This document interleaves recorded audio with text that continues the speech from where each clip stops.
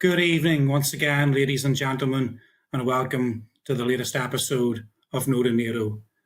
My name's Pete Higgins. You may remember me from such episodes as number 34, an episode that was described by one YouTube commentator as the greatest podcast I've ever heard in my life. High praise indeed, but I think those of you who listen to it with us will agree entirely justified. We'll continue in that vein tonight, and our subject this evening is NATO at The Hague. Not for their litany of war crimes, of course, and unfortunately, but for their annual meeting on June 25th. A number of points will suffice to summarise the content of the meeting. One was that the resulting communiqué issued by NATO was one of the shortest that they have ever released for any of their meetings.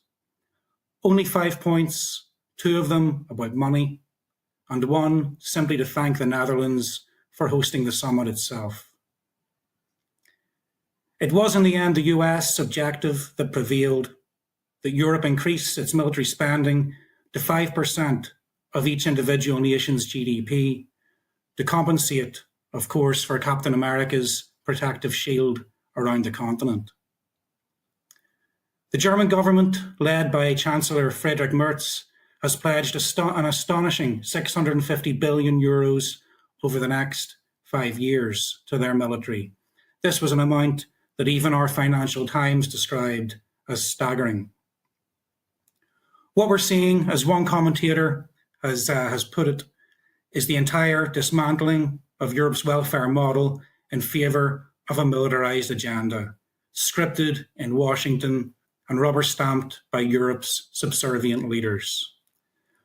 We're going to take this on as our talking points this evening, asking such questions as, does the summit expose contradictions between the treatment of Ukraine and Palestine? Were there any splits between NATO member states? Is there anything that it reveals about NATO's current position on China, as well as their current position on Iran? And of course, what can we as meek individuals do to fight against the NATO war machine? Joining me this evening once again is my friend Dr. Pat Walsh of the Irish Political Review Group, and new to our broadcasts, author and journalist up in Scotland, journalist Yvonne Ridley. So first, with regard to this 5% figure of individual nations' NATO spending that they're expected to account for, and how that breaks down. 3.5% of that, they've said, must be allocated to direct defence, while 1.5% can be allocated to secondary issues like cyber threats. Further to that, and importantly, is that any military aid to the Ukraine can be offset against the initial 3.5%, allowing continued funding for the war in Ukraine to be accounted for in this new NATO regime. When Spain and Belgium at the summit pushed to add Gaza to the agenda, however, Britain and the US vetoed this, saying that it was beyond NATO's mandate and would divert focus from the Ukraine. So my first question, therefore, is to Pat. And I want to ask him, are you surprised by this, Pat? Should Palestine be a part of NATO's mandate? And do you find the NATO stance on this hypocritical in any way? Well, first of all, good evening, everybody. Well, yes, of course, right from the start, we'll learn this later on, that although NATO doesn't seem to be keen to extend its remit to Palestine, it at the same time is extending its remit to both Iran and China through comments made by Mark Rutte in various forums. But anyway, quite apart from that, there's 4 or 5 obvious things to say about the level of hypocrisy here. I mean, the first thing is really about the standard position of NATO and the West about Ukraine, is that Russia transgressed international law by launching a special military operation across the borders.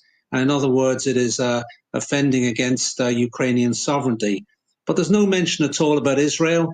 Israel at the same time occupies the Golan Heights and has extended its occupation into other parts of Syria over the last few months. it not only that, it occupies parts of Lebanon, and not only that, but they're talking about the Gaza Strip and indeed the West Bank occupied by settlers. So there's no talk ever from NATO about illegal crossing of borders or anything like that from Israel. It seems to have, secondly, an elastic right to defense. It can defend itself anywhere by virtually doing anything, breaking all standards of international law, assassinating people wherever it chooses, blowing up embassies, launching attacks, unprovoked attacks on other countries wherever it wants to do that.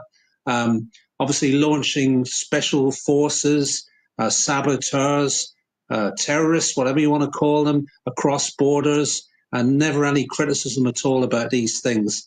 But Russia, at the same time, is not allowed to defend itself in conventional military terms when it has NATO marching up to its border. A third aspect of this is the sanctions. Sanctions have been really extensive about Russia, against Russia from the West, but there's never any talk about sanctions against Israel. In fact, people who even suggest that the US taxpayer shouldn't be funding Israel are usually cancelled or sidelined in some way or other. Fourth issue really is the idea of moral outrage, which was absolutely massive when the special military operation took place in February 2022. It's sort of calmed down a bit since, but in those first couple of months, it was absolutely massive.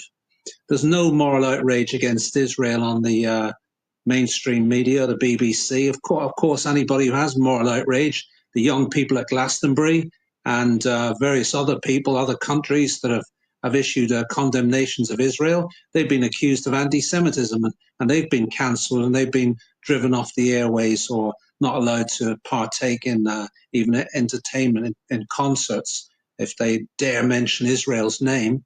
And then lastly, of course, we have the fact that, NATO itself is divided. Some of NATO members, Turkey, for example, is very much opposed to Israel's policy in Gaza and the West Bank, and has said so. So these are all the sort of hypocrisies that we get from NATO over between Ukraine, its position in Ukraine, and its position on Israel-Palestine.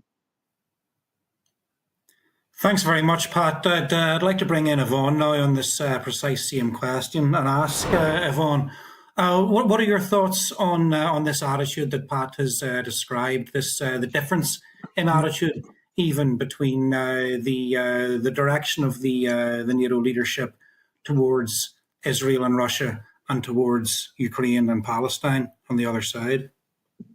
Well, quite clearly, there's a two-tier policy going on here where unprecedented levels of support are being given by NATO and its allies to the Ukrainians, but absolutely nothing for Gaza. And you have to wonder why. And of course, the why is to do with Israel, as Pat mentioned before. Israel, a land that no cartographer can draw because the borders are ever expanding and creeping into other territories like Lebanon and Syria. We've seen Netanyahu stand up at the UN with his map of the greater Israel. And all of this goes unreported or underreported by the mainstream media. But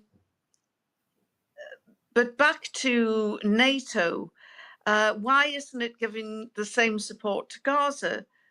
Because Israel would not want Gaza to have an Iron Dome defense system like the one that it's trying to sell to NATO countries. I think 3 countries have been duped into buying it so far. And I say duped because the attacks by Iran on Tel Aviv using the 4th or 5th generation missile that it has showed that the Iron Dome leaked like a sieve on certain weapons, which would have caused a lot of angst especially in America, where Donald Trump is trying to do a deal to cover the whole of America with a similar Iron Dome, and he's trying to persuade the Canadians to join in. Of course, the big lie in all of this is that the war in Ukraine was unprovoked. And, you know, there's going to be no fairy tale ending or no victory or no mission accomplished announced by either side over the war in Ukraine. If people bothered to sit down and look at the history, and if the mainstream media bothered to actually go over the history, people would see that Russia is the victim in all of this, because one of the red lines that Russia has made from start to finish, from the days of the old USSR right up to present day Russia, is that it didn't want NATO on its boundaries. And there were treaties signed, all sorts of reassurance given when glasnost broke out, and everybody, you know, there was this global love-in with Russia.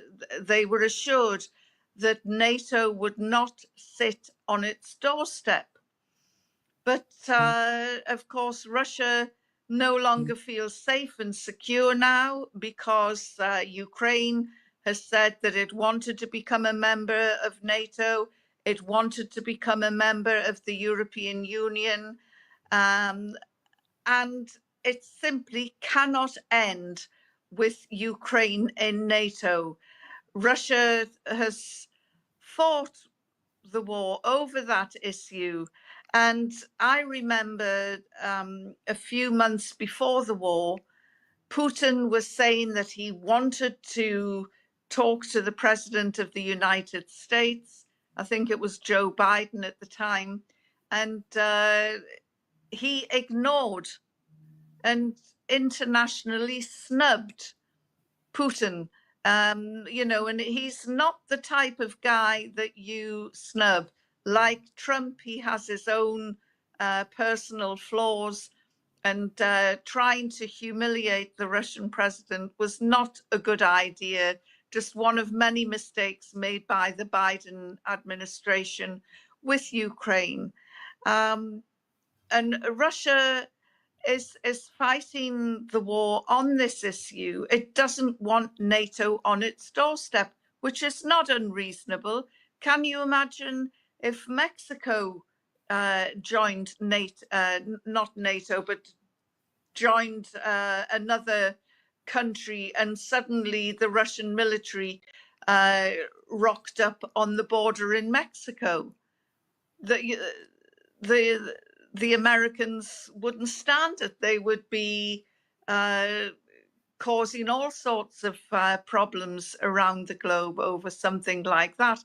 So Russia is actually not being unreasonable, I don't think, in this stage. The problem is Russia is virtually impossible to read. I remember the night before the invasion, I was interviewed and asked about, you know, the invasion, and I said, it isn't going to happen. It will not happen. And I genuinely did not believe that Russia would finally snap and put boots on the ground in Ukraine. I genuinely didn't think it would happen, but it did. And it caught everyone out. And I don't think that analysts can easily analyze what Putin's next step is. Could this possibly escalate into a nuclear war to avoid NATO enlargement in Ukraine? Hand on heart, I don't think that will happen. But I've been wrong on what Russia does next before. So, you know, this is a really difficult situation. And this is the big lie that the West tells itself, that this war was unprovoked. It wasn't. They deliberately put a stick in the hornet's nest, and now every time they get stung, there's all sorts of fallout from that. Thanks a lot for that, Yvonne, and welcome to these broadcasts. We hope it's the first of many for you. You might even come to enjoy them as much as I do in the end. My next question actually for you, Yvonne, is why does NATO value Ukrainian lives more than Palestinians? But I think there's a more fundamental question that I'd put before that is, do you think NATO values Ukrainian lives? And if so, what are the value of Ukrainian lives to NATO? No, they don't value Ukrainian lives. NATO is an imperialistic-driven war machine which doesn't value any life in particular, maybe their own, but they look upon nations as cannon fodder. You know, we look at Gaza every day, and every day we say this can't go on. But NATO just looks the other way. NATO knows fine well that there is a genocide unfolding in Gaza. It's a Holocaust. And if that upsets Holocaust survivors, then I'm sorry. But the reality is there's a Holocaust going on in Gaza, and NATO is not doing a damn thing about it. And it is looking upon the lives of Palestinian people as cannon fodder. And that is the grim reality. And it's, I think a lot of it is based in racism. Nobody cares about all the brown skins that are dying in Gaza, but a bomb hits a hospital in Ukraine, or a child is killed in a missile strike, and it's headline news. It really is double standards all along the way. And, you know, the mainstream media are just as bad. The New York Times has had 26 different editorials or op-eds in its paper that have described the Russian invasion as unprovoked. But they, despite admitting this 26 times, all of their coverage is slanted towards Ukraine. And yet there it is, as plain as everyone can see, that this war and the Russian invasion was provoked because of NATO, or the perceived threat of NATO enlargement. They knew fine well what they were doing. And for any researchers out there, if they go into the Q archives, where the nation's decision makers, all their policies are hidden away in these archives, but they are released, there will be lots of missives from diplomats saying that the red lines for Russia during the Cold War was creeping NATO expansionism. And you know, you look at Russia. It's surrounded at the moment in the Black Sea region by Ukraine, Romania, Bulgaria, Turkey, and Georgia.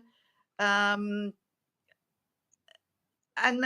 these were agreements that were signed, I think, by Ronald Reagan at the time, that this would not happen.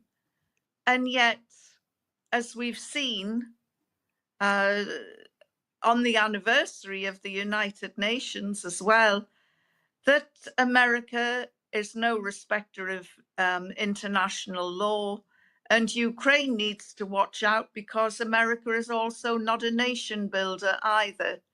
It doesn't clear up the mess it leaves behind, and we've seen that in Syria, we've seen that in Iraq, and probably 40 other countries it has bombed or invaded or attacked since the Second World War. This is not a nation of peace at all, and yet it is heavily influencing NATO action. And the thing is, it's not just seasoned analysts who can see this. It's people who are becoming increasingly politicized, the anti-war marchers, people who are wanting to know more about, why is this country going to war? Will it affect my children? And you mentioned Glastonbury, 200,000 in Glastonbury were, chanting death to the IDF. And they'll go home and they'll want to look up a little bit more about what they were chanting and why they were chanting. And they'll end up going down some internet wormhole and come up to Ukraine and find out, what is this all about? And of course, it's American meddling again, which began when they pushed the pro-Russian president, Viktor Yanukovych, out of office. And that was a decade ago. So ordinary people are becoming more switched on now, and they're beginning to realize that they have to get involved with the anti-war movement or with political parties like the Workers' Party to bring about change. Saying no to NATO is one thing, making it happen is another. There's a lot of fear out there, and we've seen intimidation. The punk duo who led the IDF chant at Glastonbury have now been cancelled. They've had their visas cancelled from the US, which I think makes America look very weak, that it feels so intimidated by the arrival of these two young punk rappers that it has to cancel their visa and the tour. They had a tour throughout the US to look forward to. So, there is a lot of fear. And if they're prepared to do that to two young rap stars, what on earth are they prepared to do to politicians? I mean, we've seen Trump going around strong-arming people in the Oval Office. And that's there for everyone to witness. So goodness knows what went on behind the scenes in this year's NATO meeting. Thanks very much for that, Yvonne. Pat, I want to bring you in on something that Yvonne has raised there. That is the inability of NATO leaders to properly talk about this genocidal elephant in the room. Now, during the summit itself, not at the summit, but during the time space of the summit, a number of NATO countries did raise the issue of Palestine at side events, namely Spain, Belgium, and Canada. Now, what do you think is the point and purpose of raising the issue in this way?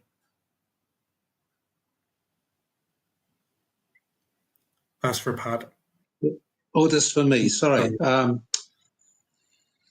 Well, I suppose, when you think about this, the West has, it has its sort of principles. I know that we might see them as hypocritical, but if it doesn't proclaim these principles and people don't believe them throughout the world, I don't think it's up to much. It's the same as their enemies. So essentially, it's like Russia, it's like China, it's like Iran.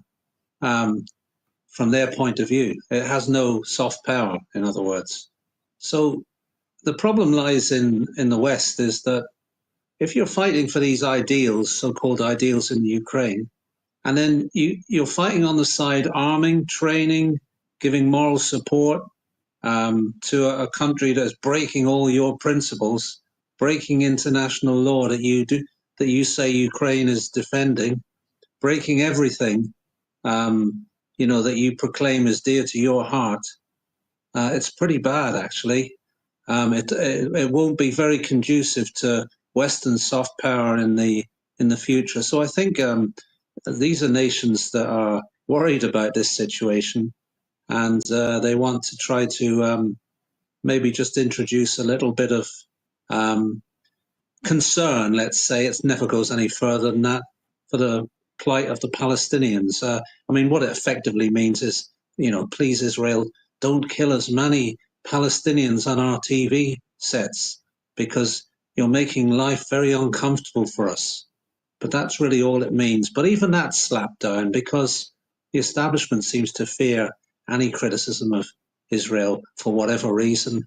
Maybe we shouldn't speculate why that is, but I think a lot of people know why it is. But I think that's what's behind these pleas in the background, which are just dismissed summarily. Thanks very much for that, Pat. Now, to speak then about the presence of Britain within NATO. It is, of course, our position in No2Nato that neither Britain nor, of course, any European country need NATO anymore whatsoever. And we are, of course, demanding an exit from this so-called alliance. So what we're going to do now is our dog's bodies in post-production are going to splice in a clip of George talking about stopping World War III at our Elections 2026 Workers' Party rally in London on Saturday. So if it's a choice between a fifth-generation warplane to fight for NATO or Israel, and decent benefits and houses for our most vulnerable people, then we are unequivocal about that. If we were in power, we would leave NATO, never mind pay 5% of our gross national product to sustain them. So, back to Pat. Haven't seen that excellent bit of footage, as I'm sure you'll all agree. Question is very basic. What do you think about NATO? Does it help people at all? People construed in the broadest possible sense or the narrowest possible sense? Is it in any way a defence alliance? And if it is, whom is it defending? And what do you think about the possibility of Britain or any other member country of NATO leaving the alliance? Well, if you think that defence is marching up to people's houses and standing outside them and threatening them with weapons, it is a defensive organisation. I think I remember reading, years and years ago, I was reading a book by Michael Davitt, a famous Irish revolutionary and a socialist, actually. He was a man with one arm. He'd lost it in a factory accident in Manchester. But he wrote a very good book about the Boer War, and he was a supporter of the Boers against British imperialism.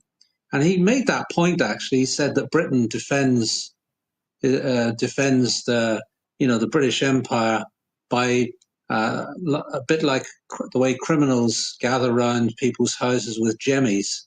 And then when the people attack the people within the houses attack the people that are gathering around their houses, they're talked about as the aggressor. I think this is what NATO is as a defensive alliance. And I think, if we talk about this later on in regards to China and Iran, we'll see that NATO has a very aggressive posture on those two countries, which are completely outside its remit and really have nothing to do with things like Taiwan, have nothing to do with NATO. And yet it seems to have positions and intentions in that sphere, which far go beyond what its usual pretension is, that it's a purely defensive organization for poor little states on the edge of Europe that happen to lie next to Russia. Thanks a lot for that, Pat. And Yvonne, what are your thoughts on these questions? Well, after George's speech, that it is frightening to think that not just us, but podcasts and chat shows around the world are now talking casually about an impending World War III. And that is where NATO has brought us. It is an aggressive military organization. It doesn't help fragile little states. Otherwise, it would have had boots on the ground in Gaza by now. And to help the people of Gaza, you know, they can't even go and get food for fear of being shot by the military, and it's horrific. But I wish the American people would wake up. They're facing austerity round the corner, and yet if they were told that America has spent more than $100 billion to date on Ukraine, a war that it provoked, people would be shocked, and they would be even more shocked if they knew how much of their tax dollars are going towards propping up the state of Israel. And this is why Trump is starting to get agitated with Europe, because he doesn't think that they're paying enough, paying their share towards NATO. Well, I don't want to see Britain end up in a race to the bottom of who can give the most to NATO. But that's what Keir Starmer seems to be doing. You know, you mentioned before that I live in Scotland. We've got an independence movement, and we do not want to belong to NATO. The majority of people who are in the independence movement have got their own red lines. One is get the nukes out of Scotland. As soon as Scotland turns independent, get the nukes out. And the other red line is no to NATO. So, you know, I know that independence for Scotland is a bone of contention sometimes in pockets of England, but we do not want to be paying for endless wars, endless imperialistic wars. We see the need to have a defensive military, a military that would not get involved in aggressive imperialistic wars. And there is no value in being a member of NATO now, because if everybody, you know, it's like when you were a kid in the schoolyard saying, who wants to join my gang? And by the time you'd got everybody into your gang, there was nobody left to fight. NATO it has no meaning anymore. And, you know, let's get rid of it. So yeah, just to get you a bit further on that the last matter that you raised there with Scottish independence. Now, the intrinsic value or otherwise of Scottish independence notwithstanding, do you think that there would be any worth to Scotland being independent if it were to appeal to NATO membership on its own 2 feet?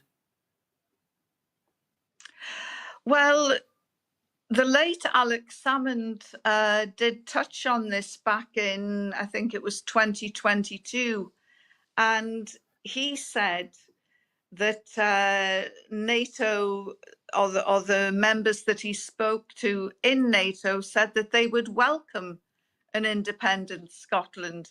And I thought, I bet the bloody would as well, because they, you know, they have a vested interest in Scotland having these nukes in Faslane. Yeah.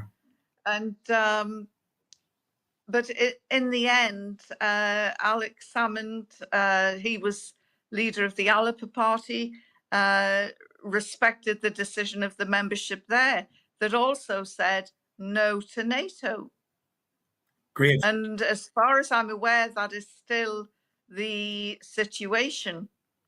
Great. Thank you very much for clarifying that, Yvonne. Pat, I want to turn to you and ask you a bit about potential fault lines opening up within NATO's European members, because on the one hand, we have European leaders like Orban stating explicitly that that NATO is driving the conflict in the Ukraine. But at the same time, of course, as we mentioned at the start, NATO themselves are now encouraging member nations to account for direct military aid to the Ukraine in their spending totals. Do you think there's anything in the notion that the wheels are coming off support for Ukraine among NATO leaders in Europe, or do you think the opposite might be the case? Well, it wouldn't surprise me if it wasn't the former, because we've got to remember that NATO is a kind of conglomeration of different peoples. If we look at it, from the start, NATO was made up of 12 nations when it was formed. And then it took on two other ones, Greece and Turkey. I think in 1953 it took them on. So essentially it was made up of 14 nations up to the point of the Cold War ending in 1990. And now it has 32 nations in it. And when we think about who are these nations that have joined it, they're mostly nations that are hostile to Russia. Now, I'm not going to criticize them for being hostile to Russia. There's various historical reasons for this, to do with, historical development, like, for instance, Poland's traditional hostility to Russia. But these are most of the people that have been taken on. If we look at it in a historical context, NATO was made redundant by the end of the Cold War, because NATO was essentially an anti-communist organization, or that's what its purpose was. But what we found out since is that NATO's not an anti-communist organization, it's an anti-Russian organization. It's essentially Russia's the problem, not communism, not the Soviet Union. And NATO's still there. NATO had to reinvent itself in 1990 to justify its existence. And in fact, the first way it did this was by, taking on the Eastern European countries against various, what would we call them, assurances that were given by President Bush Sr. and other people of that time. But it took these people on and extended NATO in 3 waves, I think it was, eastward towards Russia. So obviously it took on a different character when it started doing this. And then the other thing that sort of happened in this part of history as well is that America started its Middle Eastern misadventure, where it started going around the Middle East, smashing up various Muslim countries. And while it did this, it sort of took its eye off the ball in Europe. And during this period, Europe became more, it worked. It had a relationship with Russia. It developed a relationship with Russia, particularly Angela Merkel, who seemed to ride 2 horses at a particular time. And because of the mutual benefit that was gained by both Russia and Europe through energy provision, cheap energy provision, Europe attained not only a degree of prosperity, but a degree of independence from America for the first time in this strange period from from about 1999 to about 2006, 2007, or 2008. So you had this situation, but then what happened was Maidan in 2014, and essentially America was drawn back into the issue again. And the obvious things was the Georgian escapade went off at half cock, so to speak, and was a drastic failure. But obviously, always the objective was to try to lever either Belarus or Ukraine away from Russia, because these were very much part of the Russian world, and these would be very hurtful to the Russian world. And they knew that was the soft part of Russia that it would really irritate. So America basically managed, or the American warhawks managed to lever themselves back into Europe. Now, So what does all this mean? It essentially means that there is a group of different members in NATO, 32 people, all of rather different complexions. Western Europeans who are not really very enthusiastic about fighting Russia. Eastern Europeans who have been scared silly by the fact that they're up against Russia, and Russia is winning in Ukraine, and suddenly Europe has been found out, and NATO has been found out, and they're starting to raise the hysterical thing about Russian threats and the Russian army ending up in Berlin or in Paris or something. But essentially, they're trying to raise this. So there's a widespread fear, hysterics, and things like this. So it's not unusual. It's not unlikely there's going to be splits in NATO because of this fact that the members are made up of such different complexions, and they are all reacting slightly differently to the crisis that is engulfing them now. Thank you very much for that, Pat. And I want to conclude then this evening's episode by looking at the two threats which loom behind what we've been talking about so far. That is China and Iran. And picking up on China first, during the summit that was just held, concerns were raised, as they typically have been, about China's military buildup, their role in supporting Russia and their coordination with Russia, and also stronger Indo-Pacific ties.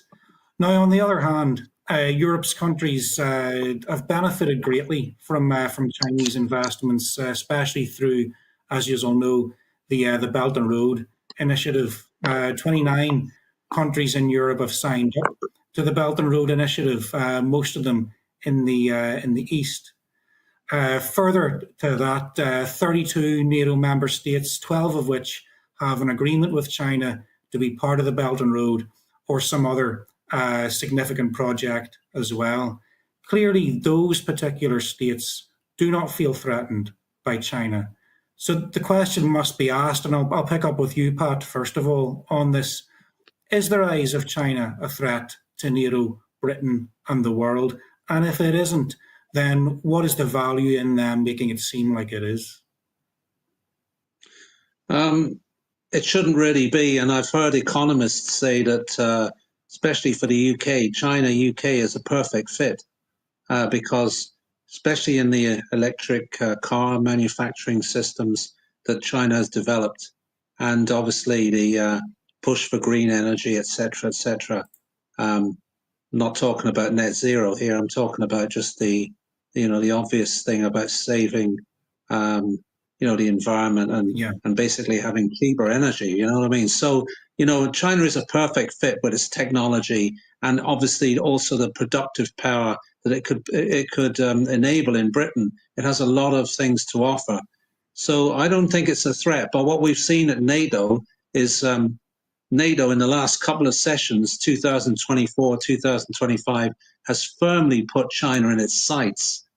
And I wonder why that is. But if we look back at 2024, I think Biden said, I remember watching his speech, it said something like he described China as a decisive enabler of Russia's war in Ukraine. He didn't need to do that in a NATO conference, but he went out of his way to do that.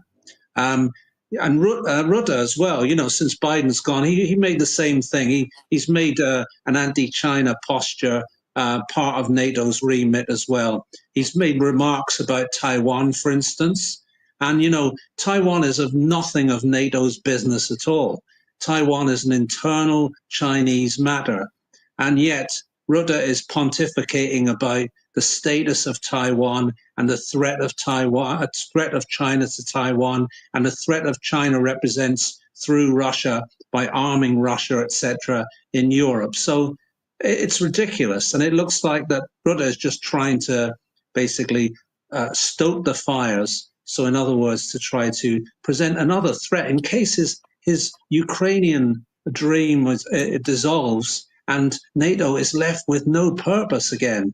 And maybe it needs another purpose. Maybe the defense of Taiwan is its next adventure. Thank you very much for that, Pat, and for all your contributions this evening. We're rapidly running out of time. I just want to turn to Yvonne and see if we can, if we can't crowbar a little discussion of Iran into this conversation as well. Do you think, Yvonne, that Iran was misguided in signing up to the Non-Proliferation Treaty?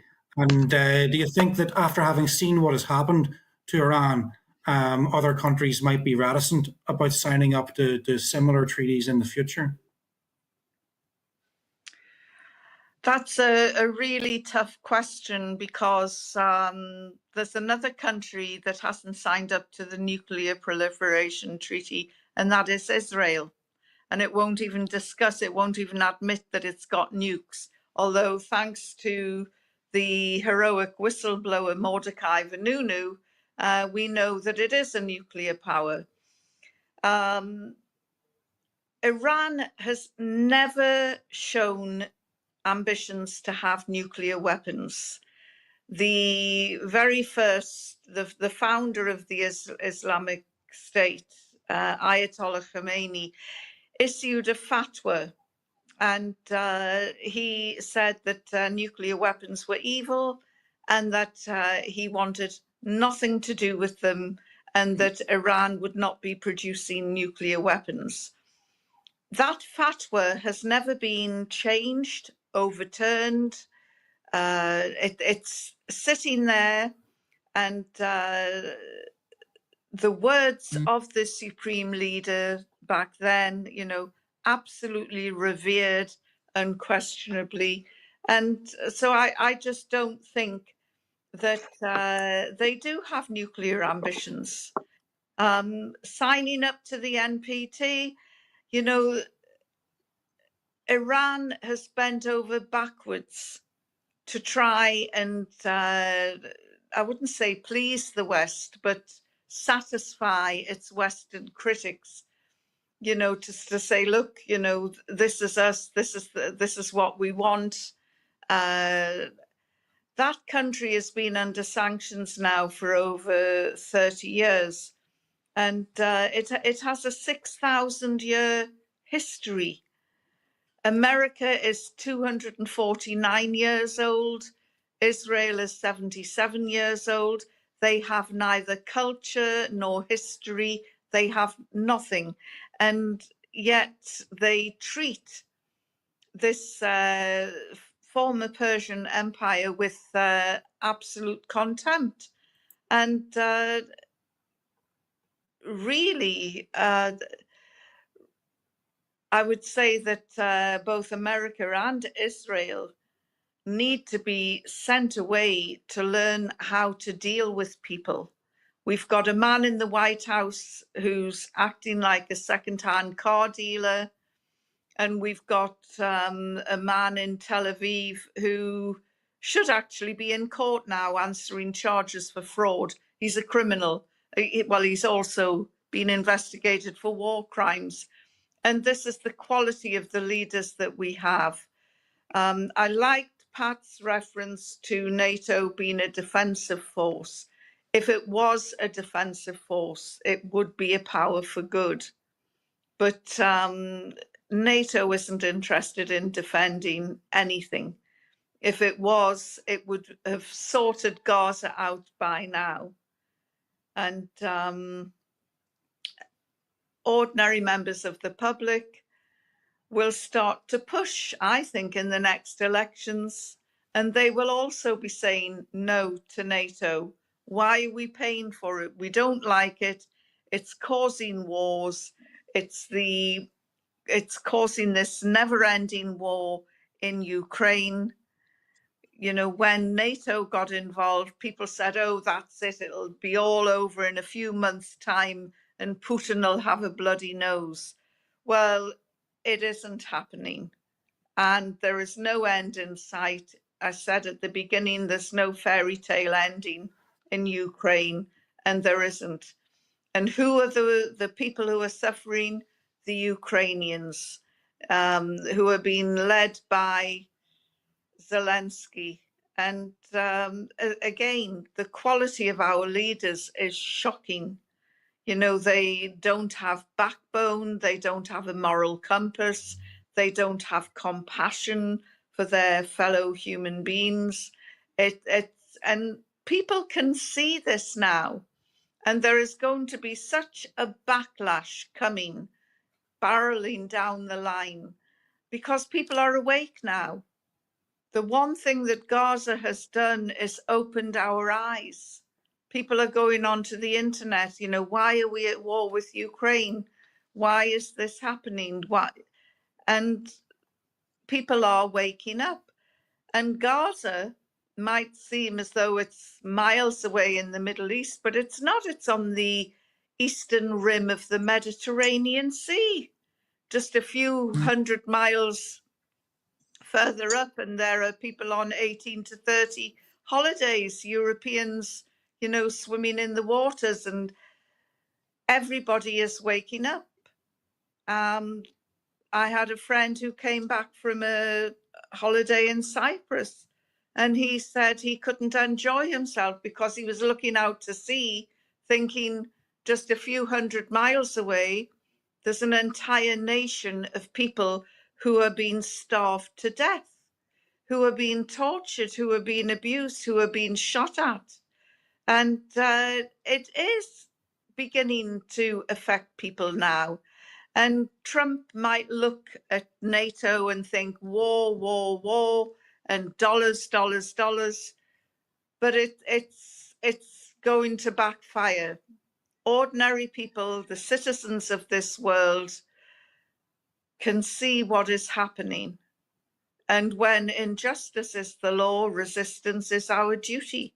And more of us are standing up, you know, like heroic groups like Palestine Action, who break into arms factories and spray red paint. I don't think their red paint has killed a single person yet. You know, their actions, their words have not killed anyone. And the 200,000 kids, the next generation coming up from Glastonbury, will be at their homes now and telling their parents and telling their friends, and the dissatisfaction will spread. And the sooner it does, the better. It's time that we had a people's revolution. So no to NATO, no to Ukraine, and no to futile wars. Yes, as you say, lions led by donkeys has never been more appropriate, and it is high time that we showed them what lions are made of. I'd like to thank Drs. Ridley and Walsh for their contributions tonight. I'm sure I will be seeing you both sooner rather than later, and I look forward to it. Thanks again, guys. Now, for the rest of you, Dr. Yvonne Ridley will be standing for the Workers' Party as an MSP in Glasgow in 2026. And you can take a look at her speaking at our recent rally in London, just right here. And then you look at the government. More than half the cabinet is under political occupation of a foreign power. Yeah. Israel.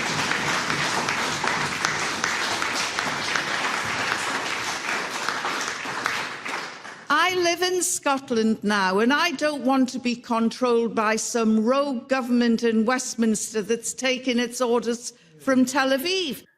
And I think if you've just seen that, then you'll agree that she'll make a fantastic candidate and a fantastic MSP for the Workers' Party in Glasgow in 2026.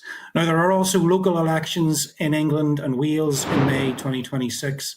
If you think that you can make a real difference to your community, please apply to be one of the 1,000 Workers' Party candidates that we are seeking to stand in those council elections. So please come forward. You can look at the Workers' Party website, workerspartygb.org, for more details. All right, that's all for this evening. I hope you've enjoyed this as much as I have. And yeah, I'm sure I'll be seeing you again soon, but hopefully Mick will be back with you next week. Thanks, guys.